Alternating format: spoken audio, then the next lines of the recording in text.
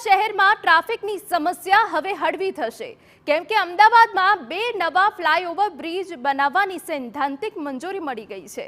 સ્વર્ણિમ જયંતિ મુખ્યમંત્રી શહેરી વિકાસ યોજના હેઠળ મુખ્યપ્રધાન ભૂપેન્દ્ર પટેલે 185 કરોડ રૂપિયાની ફાળવણી કરી છે। પાંજરાપોળ જંકશન પર અંદાજે ₹86.94 કરોડના ખર્ચે 652 મીટરનો ફ્લાયઓવર બ્રિજ બનાવાશે, જ્યારે પંચવટી જંકશન પર 98.18 કરોડના ખર્ચે 779 મીટરનો ઓવરબ્રિજ બનશે।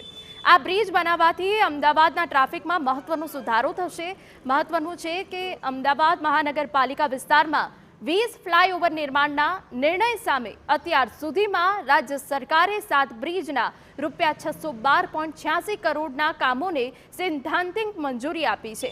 તો શહેરોના સર્વાંગી વિકાસ માટેની સ્વર્ણિમ જયંતિ મુખ્યમંત્રી શહેરી વિકાસ યોજના વધુ 3 વર્ષ સુધી ચાલુ રાખવાનો નિર્ણય લેવાયો છે।